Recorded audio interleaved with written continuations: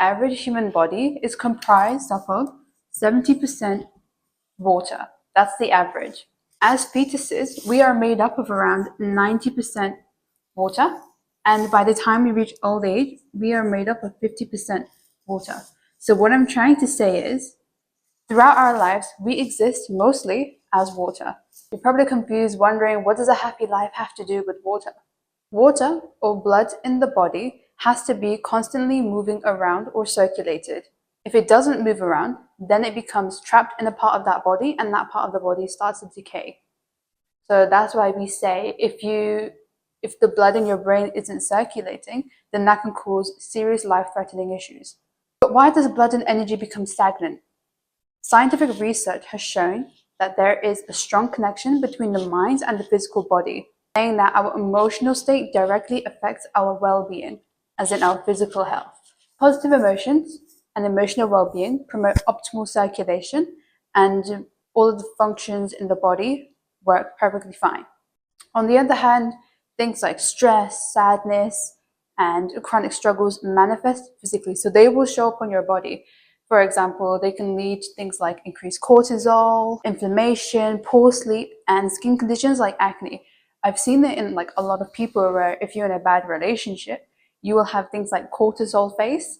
So that's why we say your body and mind directly affect each other. When we experience joy, purpose, passion, balance, our emotions flow freely, improving both our mental and physical health. Simply put, staying in motion, mentally and physically, is overall well-being. So what exactly is water? At its core, water is a life force. If we lose even 50% of the water in our bodies, we can't survive. Water, carried throughout our blood and bodily fluids, distributes energy and nutrients, keeping us alive and active. Think of it as a transport system, basically. Modern medicine has begun to recognize water as a carrier of energy, even using it to treat illnesses. So one example is homeopathy, which is a practice that started in Germany in the 19th century with Samuel Hahnemann, but has roots going back to Hippocrates' era, who is the father of medicine. Homeopathy works by treating like with like. What does this mean?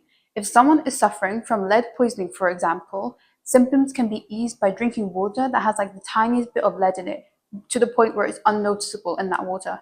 What's left isn't the physical substance, but it's information which the water carries to help the body heal. This ability to store information is what makes water so special. It's as if water has memory. Water flows through our body, around the planet, and connects us all. If we could read the information stored in water, we'd uncover stories about life, nature, and the universe itself. To truly understand water is to understand the wonder of existence. This leads us onto Masaru Emoto, who is a Japanese researcher who visually captured the structure of water at the moment of freezing. And through high-speed photography, he has shown the direct consequences of destructive thoughts and the thoughts of appreciation on the formation of water crystals. It is the coolest thing ever. So Masaru Emoto, he conducted experiments to see how different influences affect water structure. So what he did was he placed various types of water in a petri dish and froze them at -20 degrees Celsius and photographed the ice crystals that formed. The results were so fascinating. So natural water from springs and rivers and glaciers produce well-formed hexagonal crystals. In contrast, tap water, especially from cities like Tokyo, they failed to form complete crystals. And this was mainly due to chlorine and other chemicals which disrupts the water's molecular structure. Emoto then tested how music influences water. He played different genres of music to distilled water by placing bottles between speakers. So classical pieces like Beethoven's Pastoral Symphony and Mozart's 40th Symphony produced beautiful symmetrical crystals that reflected the harmony in the music. In contrast, heavy metal music resulted in distorted and fragmented crystals. Pushing the idea further, Emoto experimented with written words. He wrapped water bottles with paper showing positive words like thank you and negative ones like fool. Surprisingly, the positive words led to balanced, intricate crystals, whilst negative words caused broken, chaotic patterns. The most stunning results came from phrases like love and gratitude, which produced an elegant flower-like crystal.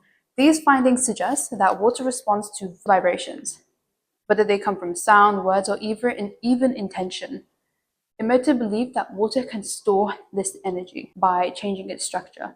Since the human body is made of about 70% water, this raises the idea that our thoughts, words, and emotions might directly affect our health and well-being.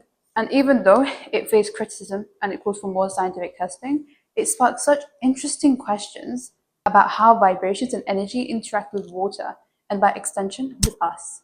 So when we look at the pictures, it's just the coolest thing ever. Let me get my laptop.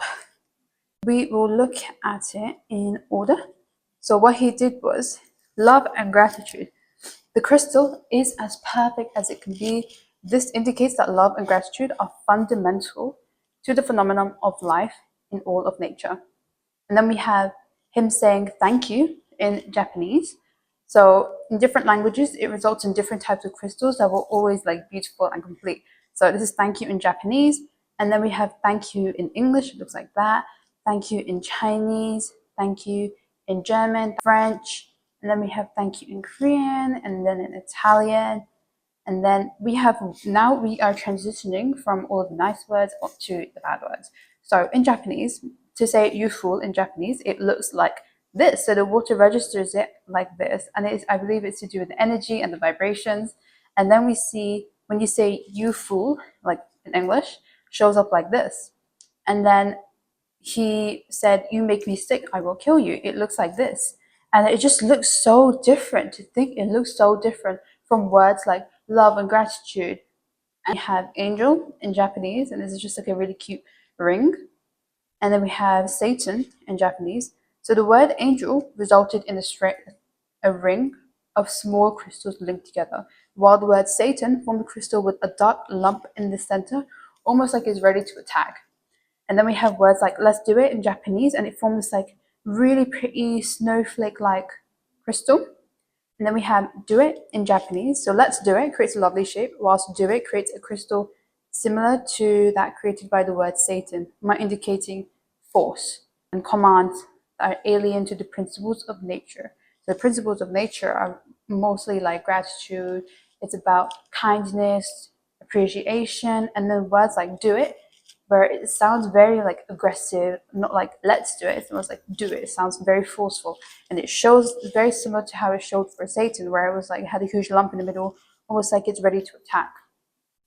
And then words like I'm sorry in Japanese, it's got a little bit of a blur to it. That's interesting. I'm sorry doesn't sound very sincere, so I'm assuming that's why half of it is blurred and half of it is like proper crystal. So if it was a sincere sorry, like I am sorry, it might have been more of a solid looking crystal. And then we have the word wisdom in Japanese, the word wisdom in English, and the word wisdom in German.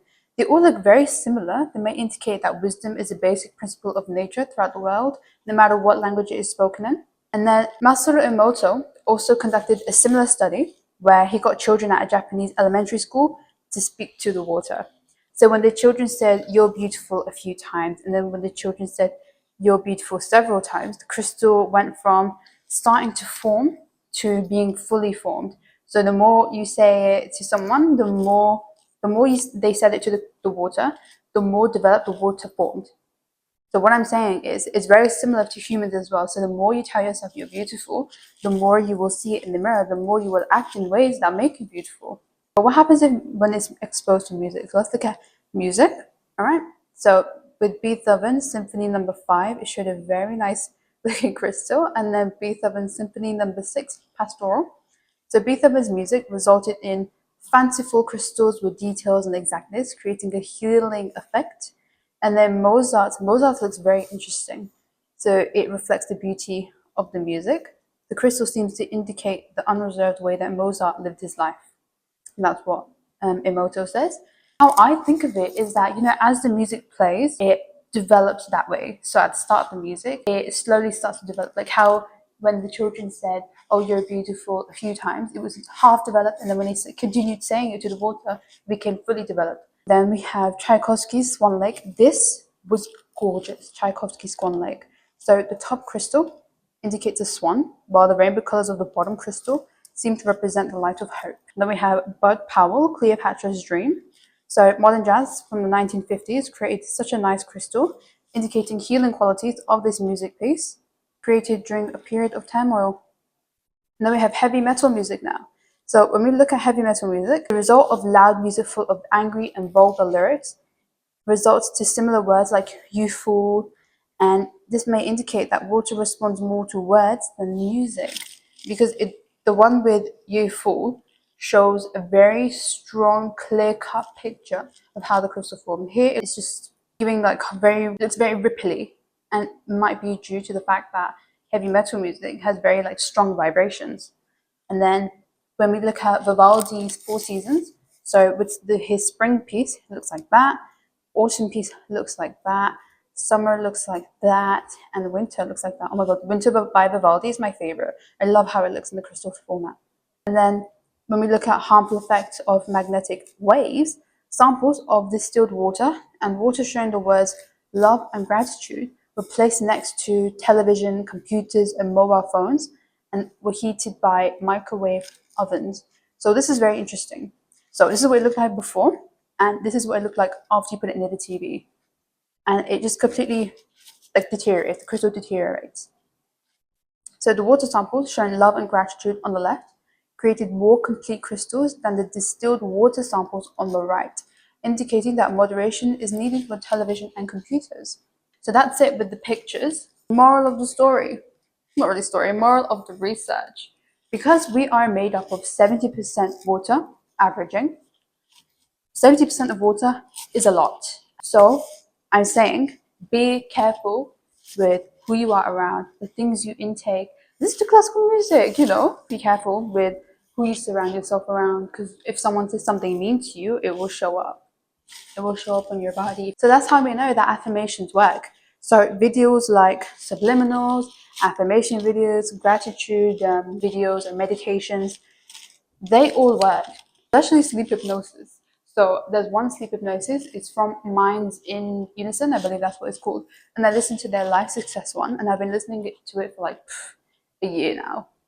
And probably like I've spent more half of my year listening to that at night, and it's just really good. I love it. And I just feel a very big difference in how I feel when I wake up from not listening to sleep hypnosis versus when I do listen to sleep hypnosis. And I just feel much more clear. My mind feels clear. My body just feels so, I've got that energy in my body. And it's because I listen to such things. I refuse to listen to anyone who tries to disregard my emotions, my feelings, or tries to hurt me and goes from one ear out to the other. So yeah, be careful with what you're around. This whiteboard was useless. I don't know why I booked a room for it. But yeah.